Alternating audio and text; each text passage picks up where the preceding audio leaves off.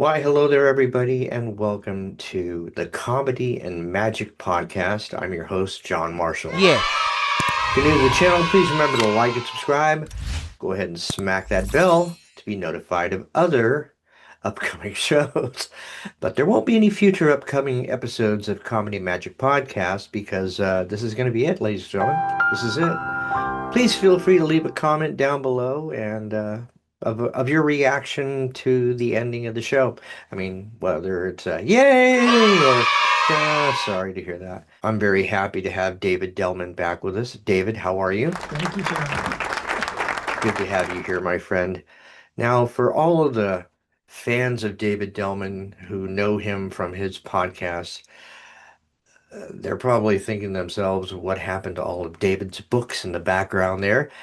David, I'll let you explain that. Right. So we're moving from Maryland, the Baltimore area, to the eastern shore of Delaware.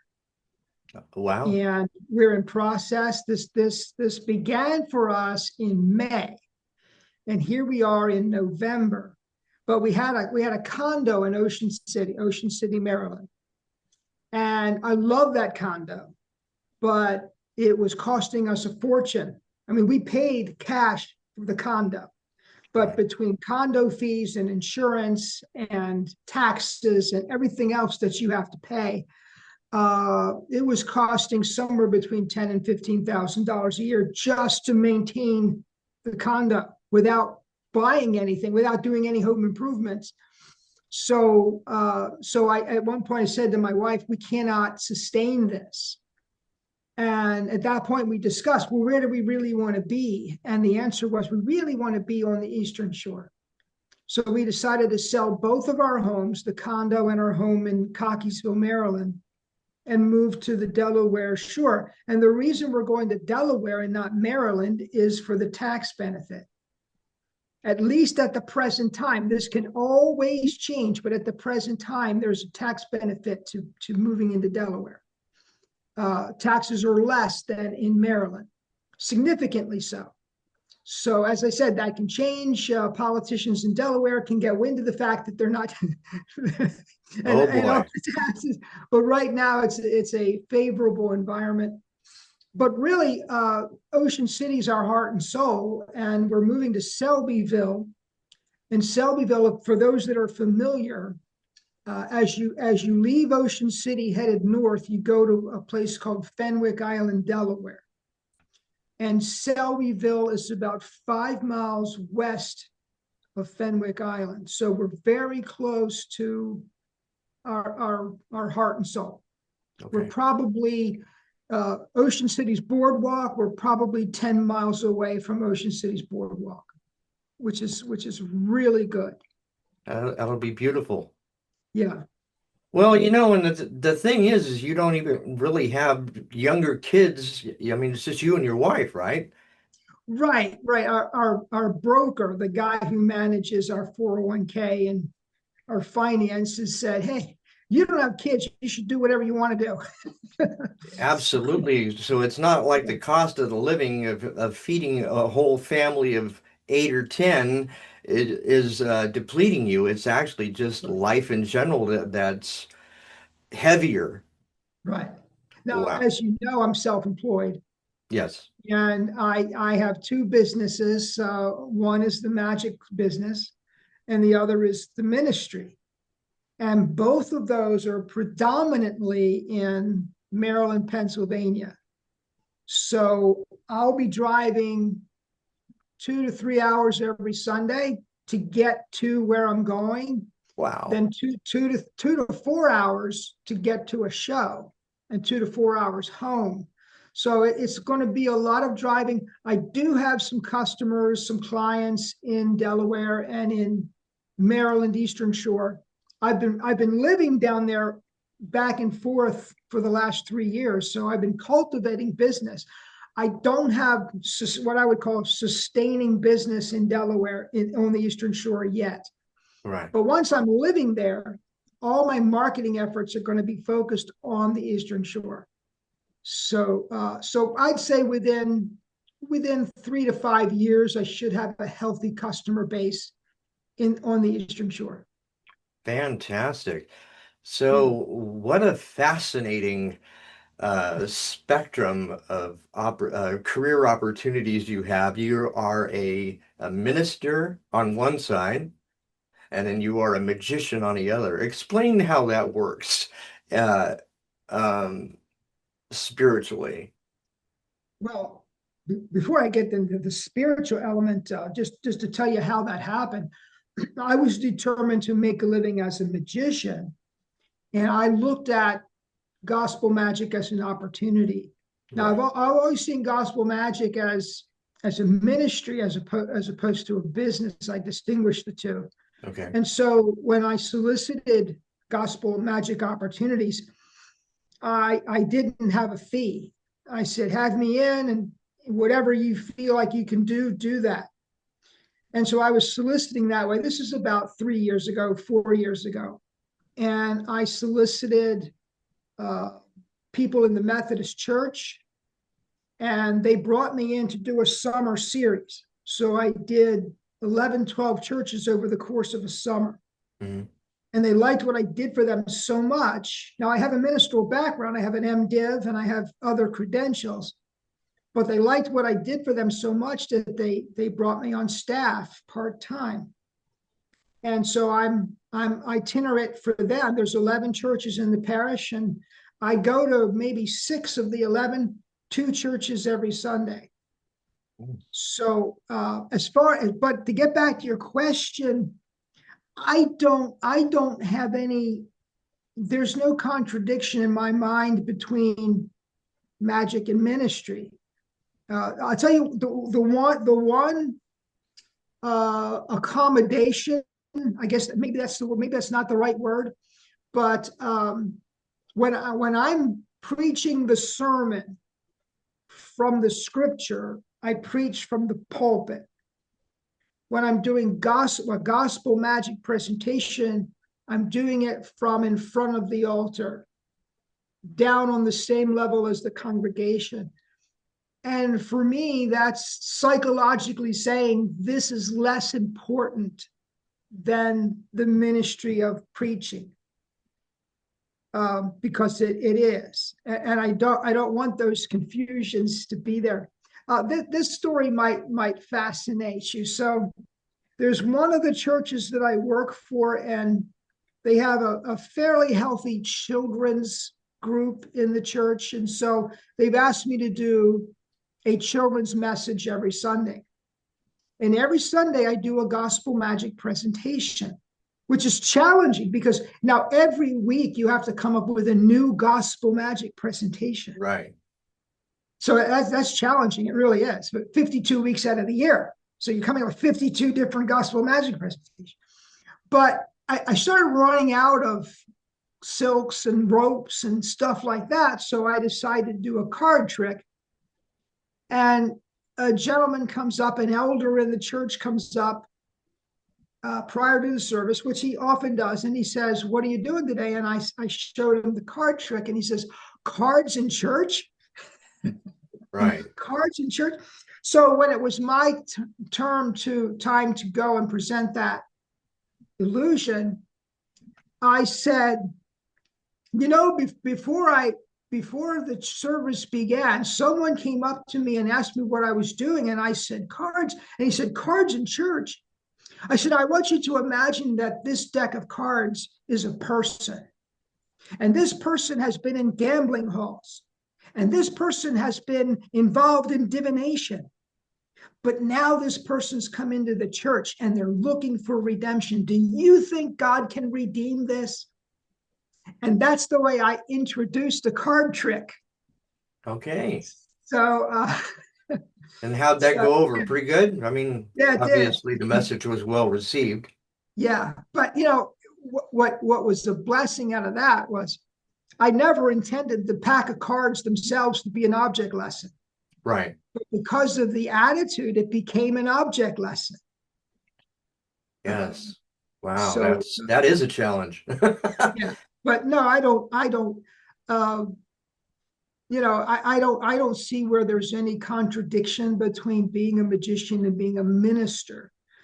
I get teased sometimes. I have family members who are Harry Potter fans, and they'll Right. say, "Oh, he's involved in the Ministry of Magic." Or as the Bible would say, the Magi, Yes.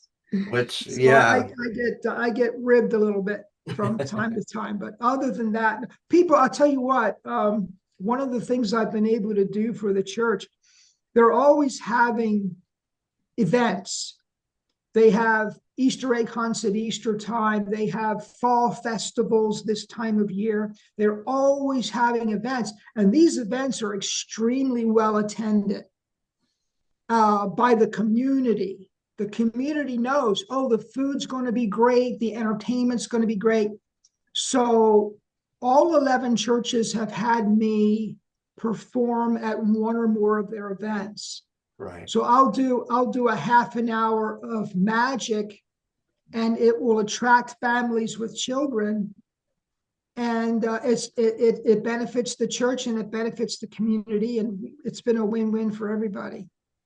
That's great. I think it's a blessing, that you're able to sustain both of the passions that you have. I mean, I know how you feel about magic and what it's meant to you since your, upbringing with it.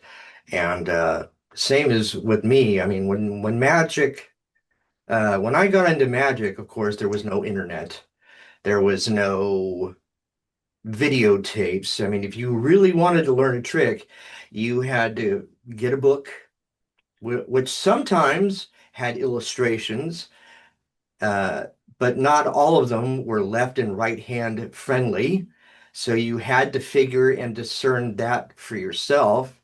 Um, Sometimes, as a young lad, learning magic through books was even more challenging because you you had to do them in private, or else you were going to be exposing these tricks to other people before you got to actually showcase them.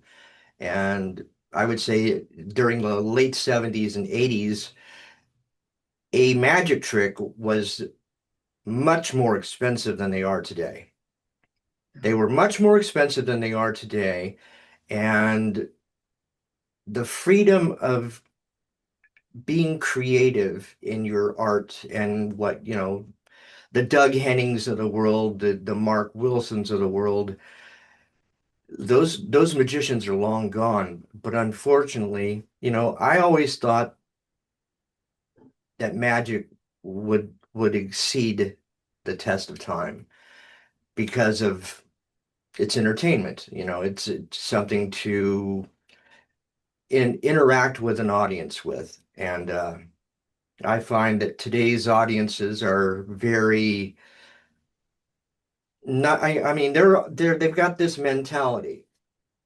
Scroll, scroll, scroll. If you don't get their attention or hold their attention in a certain amount of time, they scroll mentally in their brains. At least that's my perception of what it looks like. Um, the older generation, I think they will always appreciate magic. I think the wonder is always there. But as far as the internet goes, I think the internet was very damaging to magic. When Valentino crossed the line and decided to expose magic as an NBC breaking the magician's code thing, there were people on both sides of that. There were people that were very, I don't want to know how that trick is done, or it's too taboo for me, or there'd be the curious ones that would watch it. But NBC wasn't as repetitive as YouTube is. And if you missed it and you didn't record it, cool, out of sight, out of mind. And yeah, it did bring some interest into magic at that point. But I want to say that after years of breaking the magician's code on NBC, they didn't expose everything, but now thanks to YouTube, everything pretty much is. And it's sad because magicians nowadays that are learning magic off of YouTube, they're just mimicking what they're seeing. They didn't do any research on, making it yours. And I just feel that magic is a dying breed at this point. It's nothing that can be saved unless the internet goes away. I mean, my video store, I opened it in 98. It closed in 2016. Simply technology put me out of business. Just like technology is putting magic out of business and has put magic out of business. Uh, Even Copperfield, Lance Burton, all their tricks, Doug Henning, everything is on YouTube. And if they couldn't do it the right way, they use AI to make it look even more convincing. And it's like, wow, if these people could only use that much professionalism into keeping magic a secret, that would be fantastic. But now it's clickbait. Now, Murray, once also a fantastic magician, lowered himself to exposing magic. And I was supposed to have him on my podcast. And I was like, no, I don't even really want to have this man on my podcast, even though I'm kicking my own butt for that, because I want to ask him why. Why betray magic? I may retire from magic, and on my 60th birthday this year, I am going to give away 60 free magic shows. I'm going to put all my passion and all my self back into these 60 shows, and I'm going to give them away. And I want to do these shows as a kiss goodbye to something that I really loved. I'm going to bring out all the greatest hits. I don't care if they're exposed or not. It's not about the exposure as much as it is the passion and just showcasing what I loved about magic. And that was the wonder and the childlike awe. And on that note, I'm going to turn this over to you to let me know what you think of that. I'm doing a lot of performing. I'm working in, just to give you an idea of my own market. I'm not a. I think there's two different kinds of magicians. There's the local guy, and there's the national type people. Right. The people that work locally and the people that work in other spheres. I don't do cruise ships. I don't publish in MUM or Genie. So Right. I'm not known to other magicians. I'm not out selling effects and things like that. So there's lots of different ways. Dan Harlan did a wonderful video in conjunction with his Tarbell Every Trick in the Book series, where he talked about different ways to make money from magic. It was a great video because he covered everything. But my experience is, and let me go back and let me start where you started with Valentino. I was, at the time he was on television, I was doing an illusion show. Now my assistant has since gotten married, had kids, and her kids are grown up. It's a long, I mean, that was a long time ago. It was 20, almost 30 years ago. Right. But I was scheduled to do an illusion show. And Valentino, on the night before my show, exposed the sub-trunk and the zigzag, which were standards in my show. So I was nervous going into the show. I went and I did the show, and it was extremely well received. And nobody said, I saw that on Valentino's show. They might have, they might not have. But you made a good point in that you can watch Valentino on Tuesday night, and on Thursday night, you can't remember what he did. Exactly. But on YouTube, it's sitting there all the time. Repetitive. You can access it. Now, having said that, I do a lot of effects that are not exposed on YouTube. And even if they are, which they're not, but even if they were, my presentations are always different than what's presented on YouTube. So it appears to be something other than what's exposed on YouTube. I've never, I mean, I work for retirement centers, which are they're the least well paying of all magic markets, and they're the slowest paying. But I work for them, and I work for preschools, and I work for elementary schools, and I do some local business events. A business will have a family day and they'll have me entertain. A business will have a holiday party and they'll have me entertain. So most of my audiences are either very old or very young. When I do a business event for a family day or a holiday event, I'm getting a good mix of people. I've never had anyone say, "Oh, I know how you do that." It's never been an issue. And I think it's not an issue. I'll tell you, I'll give you my biggest magic secret. Before I do a show, I ask God, I pray, I say, God, the overarching goal is to produce joy in the hearts of my audience. So that becomes my focus. If your focus is providing from the moment you arrive on the show site to the moment you leave, your goal is to create joy in the lives of the people you interact with, the magic tricks you do become significantly less important. And the way you do them becomes significantly more important because it's more about how you're interacting with people than what you're doing. Denny Haney used to say, if they like you, they'll like whatever you do. And that's the truth.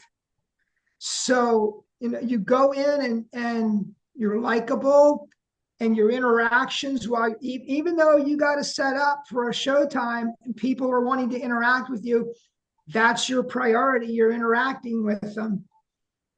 They like you. And so it doesn't make any difference what you do at that point. It doesn't matter. They don't want to see you fail. No, they don't. They don't. So I bet that I think that's the heart and soul of show business. If I were a stand-up comic, the same rule would apply.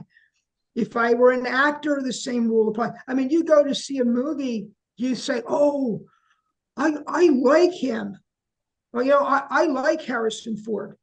So I'm going to go see the Harrison Ford movie because I like Harrison Ford. You might not, the theme or the storyline might not matter as much, but Harrison Ford's in it. So I'm going to go see it. And hopefully the story's good and the filmmaking's good and everything comes together. But right now I think when you're in show business, the heart and soul is your relationship that you're building with your audience. And if that's strong, man, you can get away with murder. That's true. That is true. The sad thing about Hollywood and everything is I touched bases on owning a video store from 1998 to 2016. Now, most of those movies and most of the movies that I've watched and enjoyed along those years, and there were many, I don't enjoy them as much now because most of these actors have put their politics into it. Well, yeah, And that politics makes destroys everything, even with it magic. does. I It mean, does. I was totally attacked and taken completely off of Facebook. I mean, I still to this very day don't know what it was I said, what it was I did, or if I did do anything. And like you said, maybe I was hacked and I don't know. But all I do know is I can't get back on Facebook, can't get back on Instagram. It won't let me. And it won't. I do think, and I have to be, as a minister and as a magician, I'm in Maryland, which is a Democrat state. I'm moving to God Delaware, help which you, is my friend. it's a Democrat state. So I'm very careful. And even if I no matter what political ideology I hold to, I don't think it belongs in the pulpit, and I don't think it belongs in magic. I No. just don't make anything that I even remotely perceive to be a political comment. Right. I refrain from making. When I'm in the pulpit, I'm all about what the Bible says. Right. And I don't interpret that in terms of contemporary politics, only the first century situation. And when I'm doing magic, I just, my humor is kind of Milton Berle. It's not political. Right. I just don't get into it. I realize that the likelihood is that the majority of my audience is Democrat, but there's probably 30 to 40% that are Republicans. Right. And I don't want to offend either camp. Absolutely. So yeah, so I try to stay out of that. I just try to stay out of it. Now, if you remember Charlie Kirk, who I loved, Absolutely. Charlie Yeah. Kirk, he used to say, well, if you're not taking a stand, you're doing a disservice to everyone else. Well, I don't agree with everything Charlie said. Right. Right. I love Charlie. I don't agree with it, but I just don't think that's just not my place to tell somebody how to vote, what to believe. I'm not going to do that. I'm going to stay out of it. So, and I try to do that on Facebook. I've done some innocent things on Facebook that have gotten me in trouble. Like, for example, the day that Charlie was assassinated, I was my interpretation of that event is that it's an assault on our American values Absolutely. collectively. I think right or left, everyone should have been aghast at that event. So I basically posted that, and I got a lot of kickback for it. So Which is ridiculous because you know what? nobody should be celebrating anybody's death. I mean, in all honesty, I mean, I may be a true-blooded Republican, but I would take no joy if Joe Biden passed away, nor would I show that in any way, shape, or form because simply there's a thing called respect. There's a Yeah, thing called, common sense. And I don't think that most of the magicians and actors that put their politics into things are very good at what they do because De Niro, just De Niro alone made me hate his movies. I can't even stand to look at him anymore because I he don't. I has don't think just soured my stomach. these people. I think they forget. I mean, if you want to talk about that too, I mean, uh, did you ever run across the old interview of Johnny Carson when he was asked about this? Yeah, absolutely. Yeah, he said, well, I forget who was interviewing him. It was a prominent journalist. And the journalist said, well, Johnny, why don't you ever take a political position? And he said, I could. I Yep. have a position of influence, but that's not my job. Now imagine And if Jimmy Fallon had followed that and still be number one with the Tonight Show. But you're right. Johnny Carson made it a thing. He was not going to get into politics because A, he knew that was a very, very dangerous slope to be on. And it well, really the thing is. is, half of the country is left leaning and half of the country is right leaning. And if you make a decision one way or the other publicly, you've eliminated that part of your audience. You just have. If they're gone, Right. you don't get them back. So I don't. And again, if I were in politics, it would be different. Right. I'm not in politics. I'm an entertainer. Yeah. So, and I have to entertain right and left. But you So also understand the difference. Not a lot of people in this world have a firm grip with Jesus Christ, or even know him as their savior. I think people need to wake up and understand that the American spirit is alive in each and every one of us. It doesn't have to be a race thing. It doesn't have to be a sexual preference or whatever. We can all get along and coincide on this planet. Uh, we've done it before. We can do it again. And we were actually making very great progress up until 2020 came along and the whole world turned upside down and everything, COVID, uh, you know, that was terrifying for a lot of people to be locked down and be confined to their places to live and quarantined and told if you have Thanksgiving with your whole family, you're going to be arrested. And COVID, I could say a lot about COVID. I think one of the things that, before becoming a full-time magician, I was a human resource director for 30 years. okay, And I can tell you a couple of things. Number one, with regard to immigration, if I hired someone illegally, I could be personally held liable for that. And if you think that that only happens now, it happened for 30 years. It was against the law. So I had to not, by the way, 35%, I had a company of 500 employees. Percent of those employees were immigrant status. And when I hired them, I took their credentials. They filled out what's called an I-9. And on the I-9, they're required to present certain credentials. And so I would take those credentials and I would go to something called E-Verify. It's a government-run online program. You go to E-Verify and it accesses a government database. And it tells you if the credentials presented are legitimate or not. I will tell you that 1 out of every 10 immigrant that I considered for hire was illegal.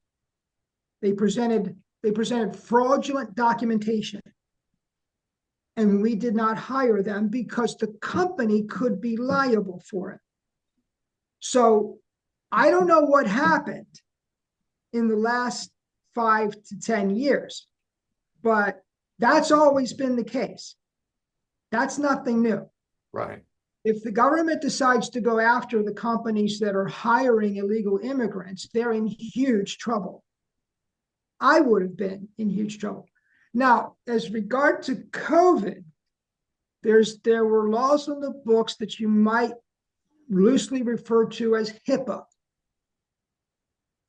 These are privacy laws. And I couldn't ask somebody what vaccines they had. right, right. I couldn't ask somebody what their medical status was. So as far as I'm concerned, HIPAA law went out the window during And then, COVID. yeah, And now all of a sudden we were requiring vaccines on a condition of employment. So we did a 180-degree turnaround from what the laws in the books actually require. And I was working, by the way, I was an HR director during the COVID period. And, you had different camps in your company. You had the camp that said it's all a hoax, and you had the camp that said we're all going to die. yeah, And you had to try to accommodate those camps. We followed CDC guidelines, whatever guidelines we put out, and they changed, but we followed CDC guidelines.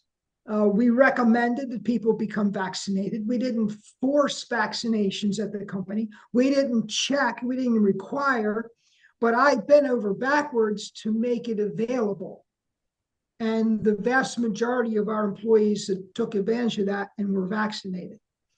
Some did not. And I will tell you that the ones that did not, now early on in the pandemic, people were dying.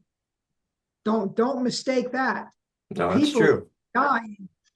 And the ones that refused the vaccine, of that population, I had more deaths. So, yeah, I I remember interviewing a guy who said it's all a hoax, and I had just lost 3 employees. They're dead due to COVID. So I didn't want to hear that. I didn't want to hear it's all a hoax because it wasn't a hoax. People are dead and Right. they're not coming back.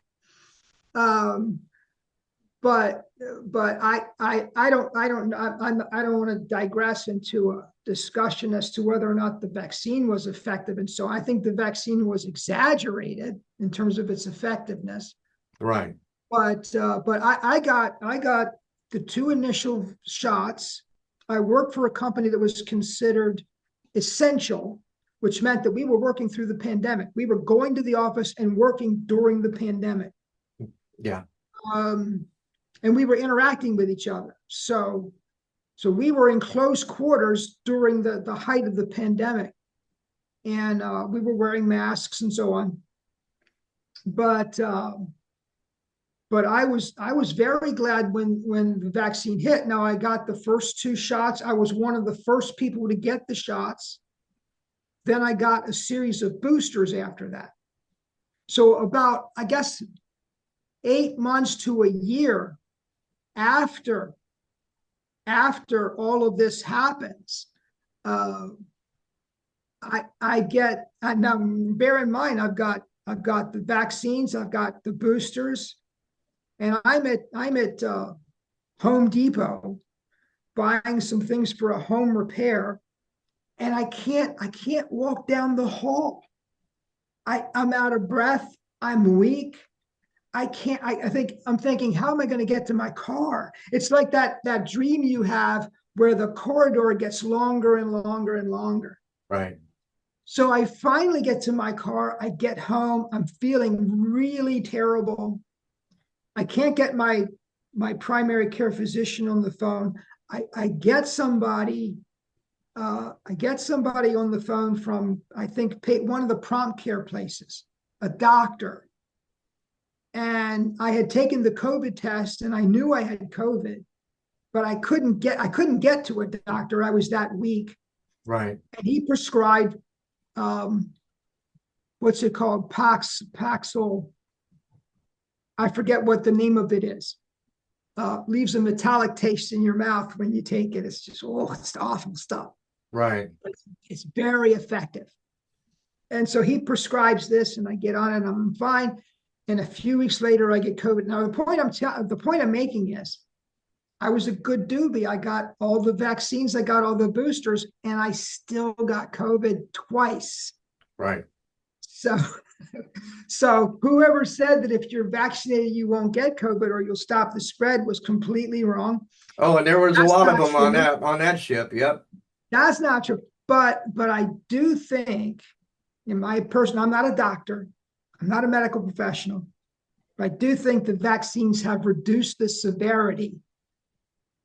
And that I think that's because people were dying it earlier. They were getting it, and instead of struggling to get home in their car, they stopped breathing.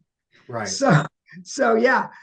So And they were I putting think everybody on respirators too, and that right, wasn't really helping right, it either. But right. So I'm not an anti-vaxxer, obviously. Um, I I haven't do. had any vaccines, and Well, uh, good for you. I did have COVID once, and it was very light. It wasn't and I know other people that it took their voice away. It did. I mean, I've lost a few friends in that battle as well. I know that when COVID first uh, infiltrated into the states and what have you, it was much stronger. They Yeah, they they had made it much stronger. Uh, but yeah, as time has gone on, and now it's just like a flu, just like a yeah. cold. And a flu and cold, there were more children dying from the flu. at some point in our lifetime, and probably whatever. But I'm just saying, I didn't think that the vaccines were honestly something that was necessary to be mandatory, nor do I think that the theater of the masks were very helpful. Yeah, yeah. I just think when it's one thing to offer it and to recommend it, it's another thing to require it, and that's a slippery slope there, and I think the especially when craziest thing is, David, the funniest thing that I see nowadays, I could be in public and I can be driving my vehicle from point A to point B, and I will still see a random person in their own car with a mask on. sure, I'm thinking, who are you I going to see, spread this to? I see it, and every once in a while, it doesn't happen often, but every once in a while, I'll be hired to do a magic show, and I'll be asked to provide my record of vaccination, Uh, and so I do.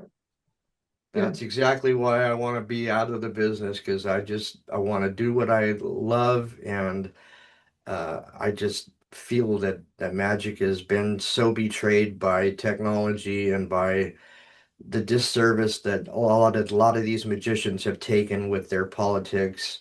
And some of these magicians support the LGBTQ, which also adds into the whole transgender thing. Uh, Another big box of worms I'm not going to open up, but um, Well, if you want to restore your faith in magic, watch the expression on someone's face when you perform the multiplying rabbits for them. I, I challenge you, because I get every time I do that trick, and it's the dumbest trick, right? right, It's the dumbest trick. But every time I do that trick, the expression on the person's face when they open their hands and they've got a pile of rabbits in there, it will restore your faith in magic.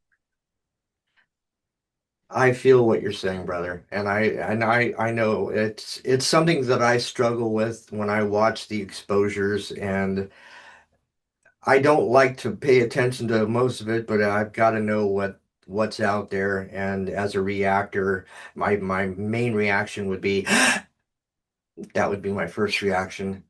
Well, that trick has been exposed plenty, but when you are a layman, and I put those, and you believe there's two rabbits, and I put those in your hand, and you're holding on to them, and you can feel two rabbits in your hand, and then you open up and there's eight. That's a magical moment. And even if you've watched it exposed, you can still feel there's two rabbits and then there's eight.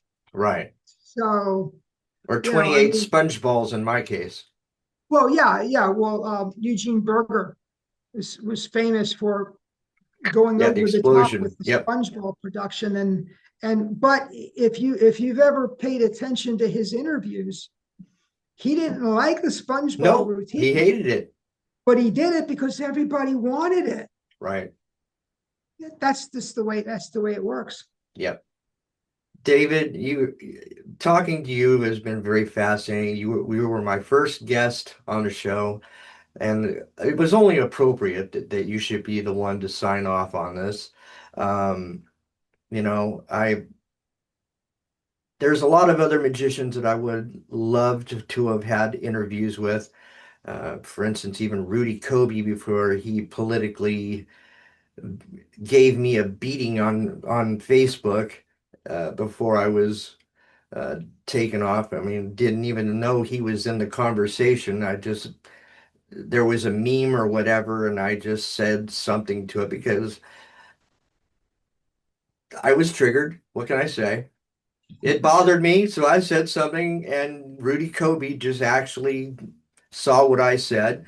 And even though it wasn't a big deal to me, and I think I was very tactful about it, but just seeing his text and what he was saying to me, all because of politics, made me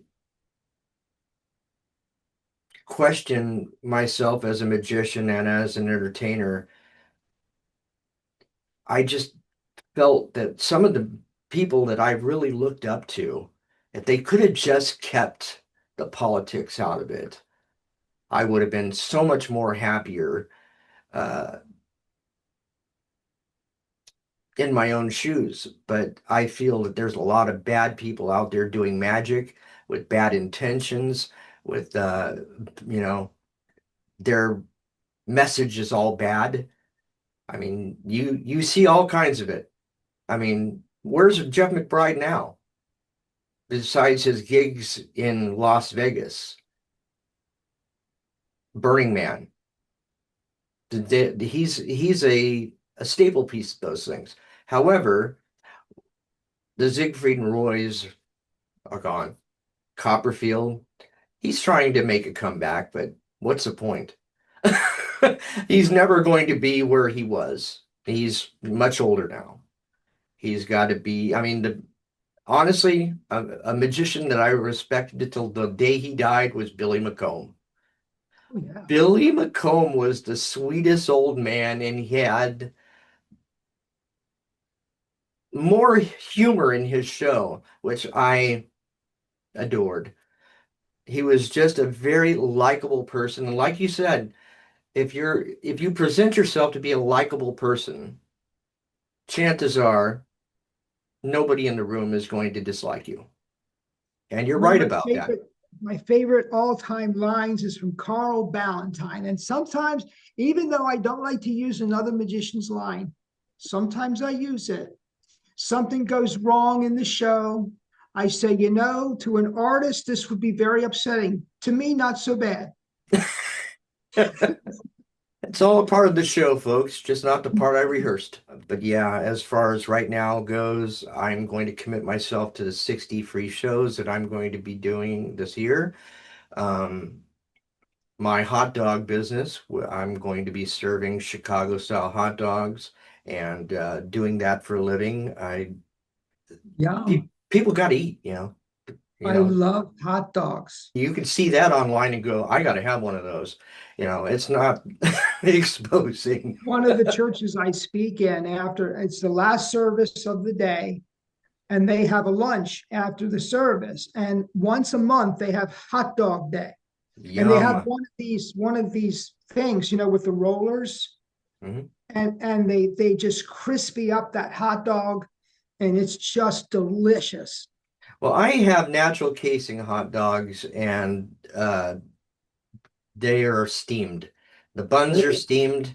Everything is got that nice crunch when you bite into it. yeah. Whether it's the Chicago dog or the Coney Island chili dog, it doesn't matter. But I'm looking forward to retiring and doing, you know, a service to the community and feed people. And once a month, I want to go out and feed the homeless.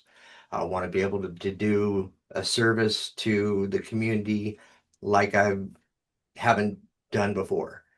Well, And hot dogs are one of my favorite all-time foods.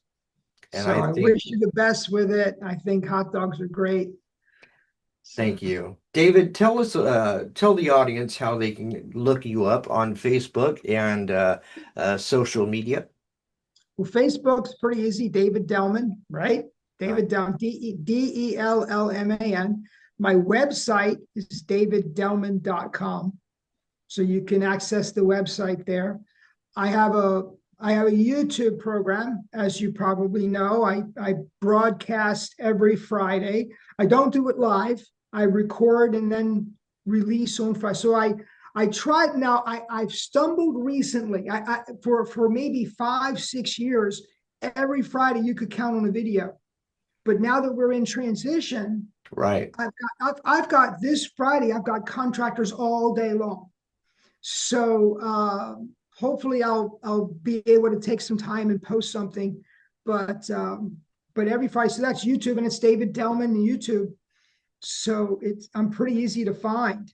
And I got to tell you, I was tuned into to your podcast or your very first show. I remember finding you on YouTube some years ago, And I think I was like your first subscriber and gave you like your first thumbs up. And I said, this guy, he's going to go somewhere.